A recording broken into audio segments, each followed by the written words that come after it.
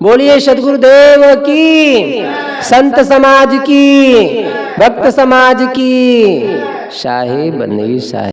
सद्गुरु कबीर साहब की एक साखी है। शब्द शब्द बहु अंतरे, सार शब्द मत लीजे। कहें कबीर जहाँ सार शब्द नहीं, दृग जीवन सो जीजे। सद्गुरु कबीर साहब एक साखी में क्या कहना चाहते हैं?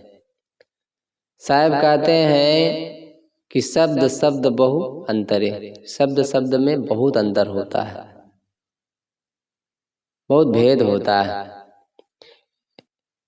शब्द शब्द बहु अंतरे, सार शब्द मत लीजिए। हमारे काम का कौन शब्द है उसे हमें ले लेना चाहिए, वही हमारे लिए सार है। अब ये भी विचार करना है कि असार को भी लेने वाले दुनिया में है, असार शब्दों को भी पकड़, क्योंकि मन जो है अक्सर असार शब्दों को ही पकड़ता है, सार शब्द को नहीं ले पाता है। माता पिता अपनी भाषा में कुछ बोलते हैं, अगर उसमें अच्छी बात होती तो बच्चा के दिमाग में नहीं धंसती है, लेकिन उसमें कोई नेगेटिव गाली या कुछ अशब्द होते हैं तुरंत पकड़ लेते हैं, याद आ जाता है। आसार पकड़ने की आदत, क्योंकि मन को उधर चलने में सरलता हो गई। अच्छी बातों को वो टिका नहीं पाता है, अच्छी बातें उसके मन में नहीं टिक पाती है। साहब उसी को याद दिलाते हैं कि भाई सार शब्द, शब्द शब्द बहुअंतरे, सार शब्द मत लीजिए। सार शब्द को मथना चाहिए। सार शब्द मत करके, जैसे माताएं दूध में से घी निकाल लेती हैं, मत करके सार को ले लेती हैं, असार को छोड़ देती हैं। सद्गुरु कबीर ने साखी में कहा है, साधु ऐसा चाहिए जैसा सूप सुभाए, सार सार को गही रहे थोथा दे उड़ाए। एक संत ने और भी, जिनका हम सुबह भजन सुने, श्री सुधार साहब, उन्होंने भी बहुत अच्छी बात कही। धान कूटे चावल मिले, खाए तृप्त हो जाए, भूसी कूटे क्या मिले, नाहक समय गंवाए। धान कूटेंगे तो चावल मिलेगा, भूसी कूटेंगे तो क्या मिलेगा, समय बर्बाद होगा, कोई मतलब नहीं। ऐसे ही सार शब्दों को लेंगे तो जीवन का उत्थान होगा, जीवन ऊंचाई को ओर बढ़ेगा, मानव जीवन सफल होगा, मन में सद्गुण आएंगे, तेज आएगी, शक्ति आएगी, अपने और पराये के कल्याण में लाभकारी होगा। अगर असार को धारण करेंगे, अपना मन कमजोर होगा और मन दुखी होगा, पीड़ित होगा।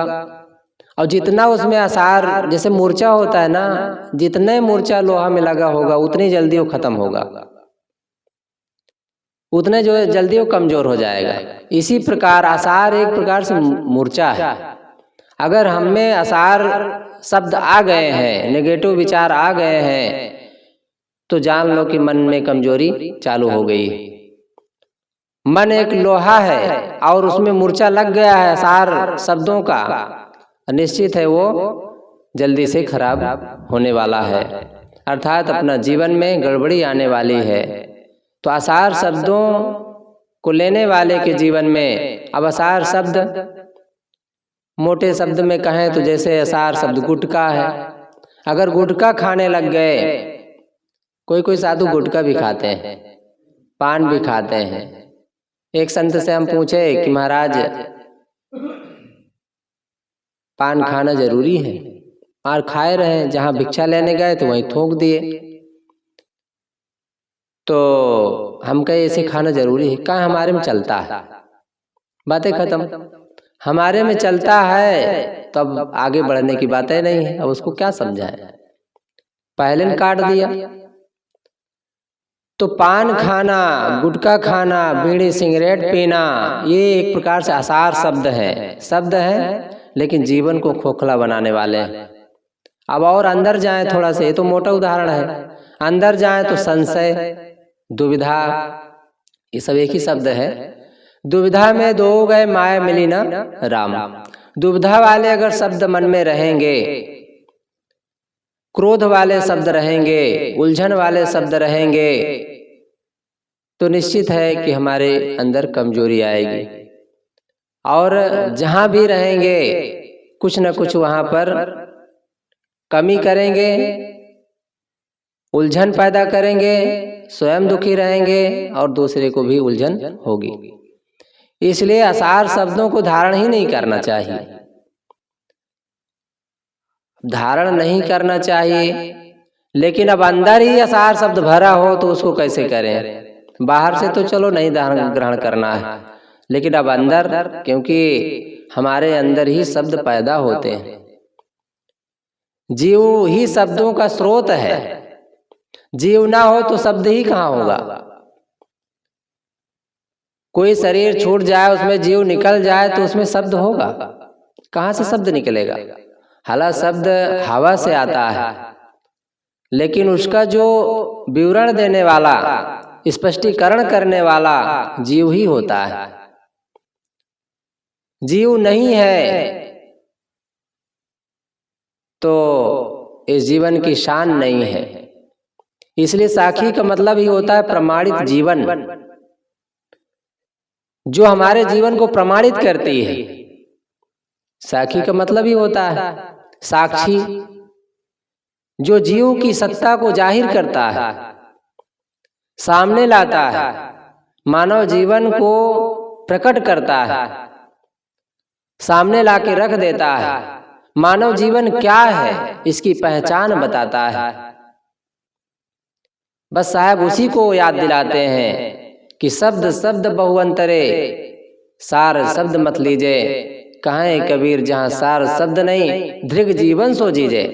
जहाँ सार शब्दों की पहचान नहीं है, सार शब्द ग्रहण करने की क्षमता नहीं है, या सार शब्द लेना नहीं चाहता है, ऐसे जीवन को धिक्कार है।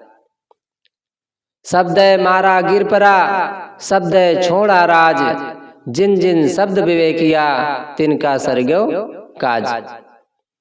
शब्द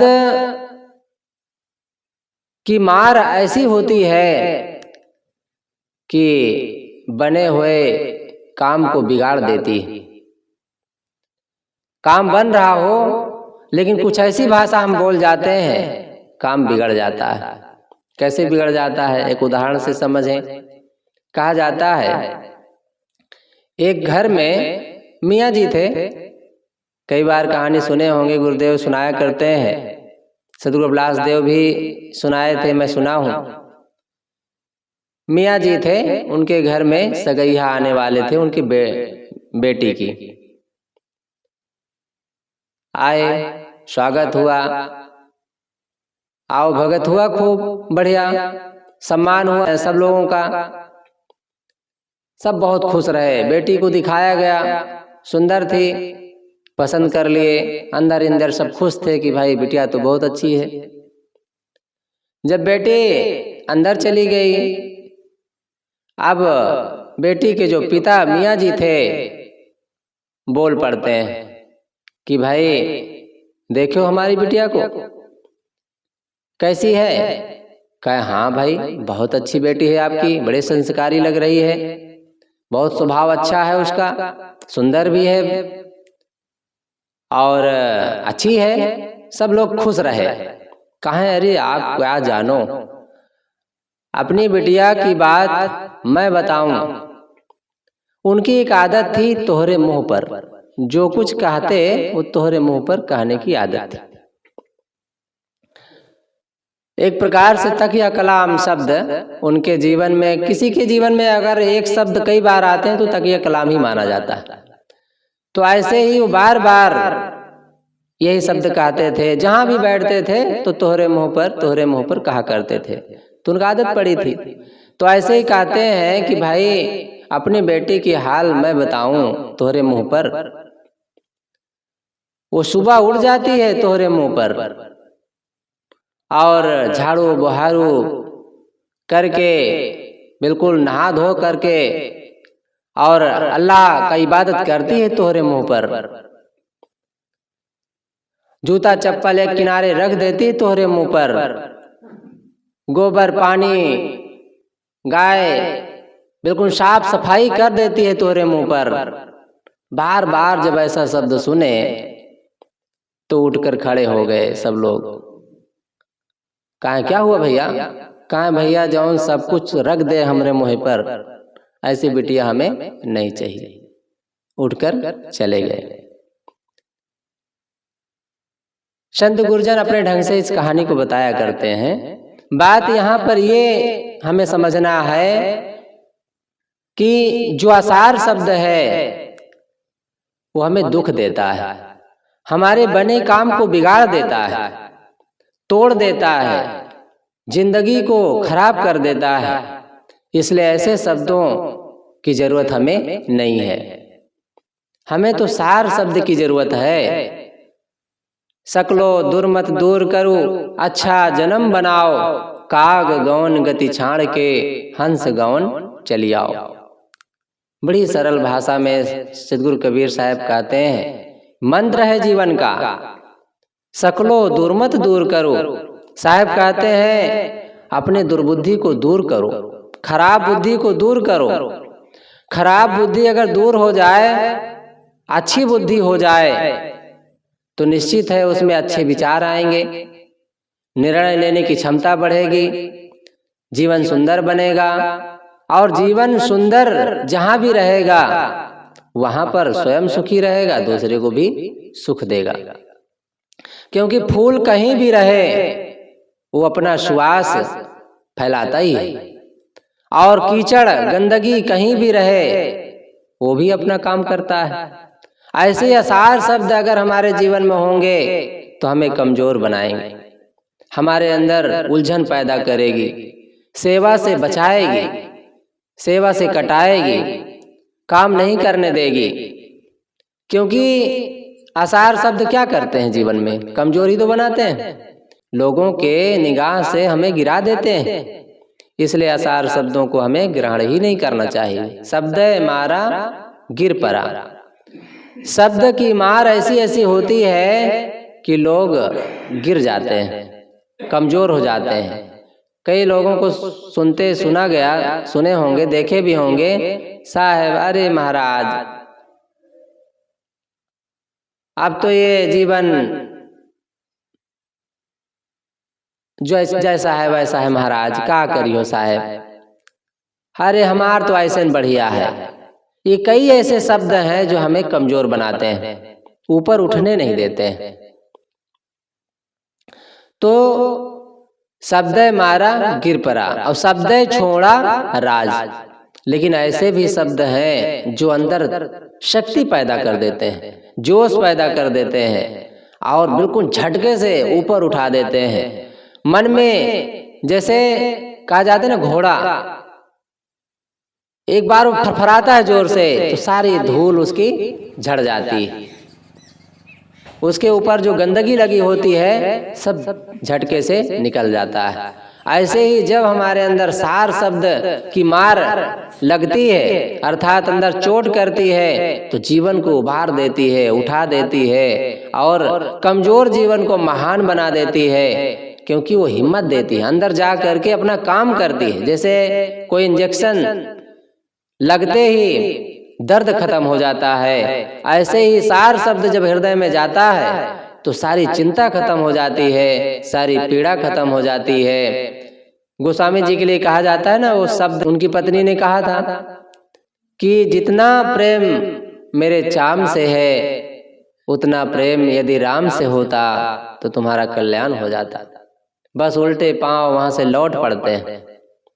इतनी ममता, इतना मोह, इतना उनके अंदर कुविचार थे कि रात में बिना बताए कहा जाता यमुना पार करके अपने पत्नी के पास पहुंच गए।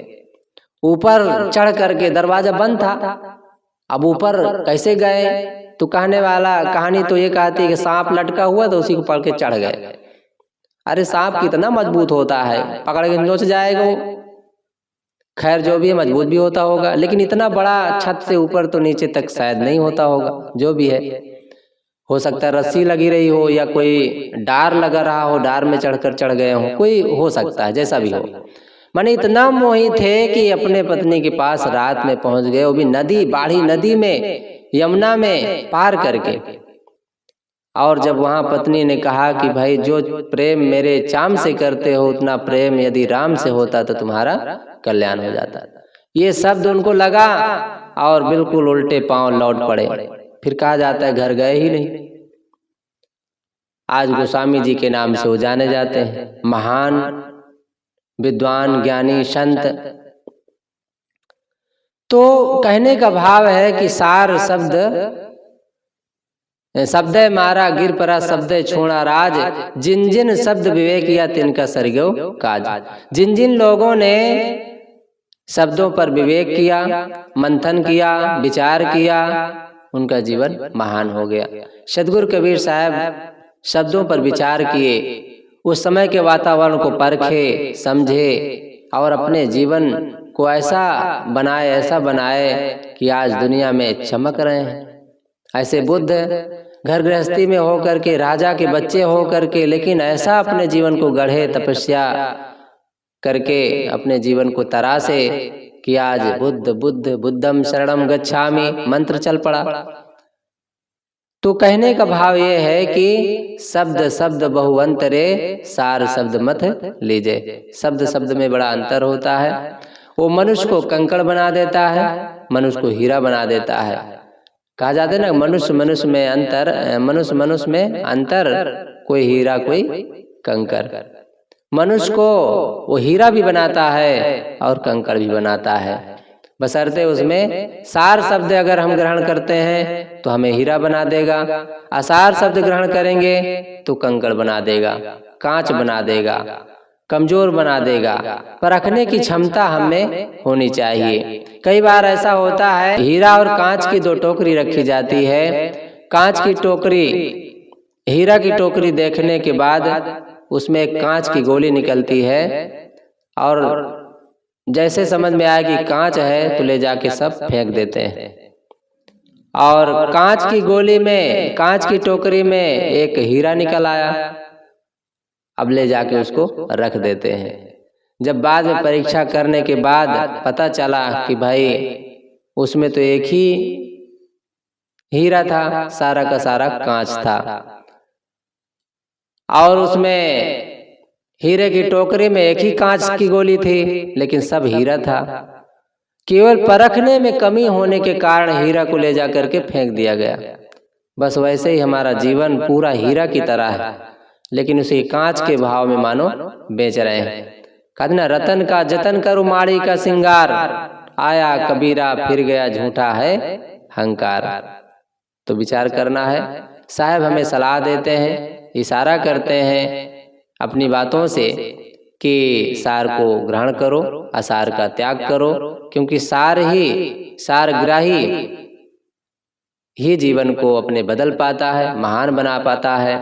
दुनिया को बदलने के फेर में लोग लगे रहते हैं। किसी कवि ने बड़ा सुंदर बात कही है, बदल दे सारी दुनिया को, बदलना ही तेरा काम है, सबसे पहले आप बदल जा इसी में तेरा नाम है। पहले हमें अपने को बदलना है। जीवन हमारा, हमारे अंदर इतनी कमजोरी है, इतनी गड़बड़ियां हैं कि क्या कहा जाए, दूसरे में देखने की फुर्सत ही नहीं।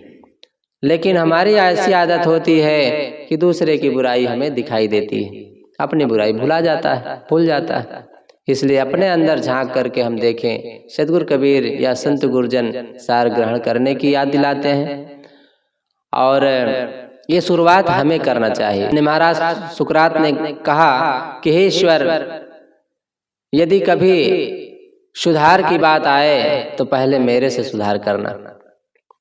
वो ईश्वरवादी थे, ईश्वर को मानते थे। तो जो भी है, मतलब अपने से सुधार करेंगे तो अच्छा रहेगा। पहले हम हंसेंगे तब दूसरा भी हंसेगा। पहले हम अच्छा बोलेंगे तो निश्चित है उधर से बोलेंगे। हम हाथ जोड़ेंगे तो उधर से भी हाथ जोड़ लेंगे। हम अगर अहंकार दिखाएंगे तो अगला भी अहंकार दिखाएगा। हम अगर कटु बोलेंगे तो अगला भी कटु बोलेगा।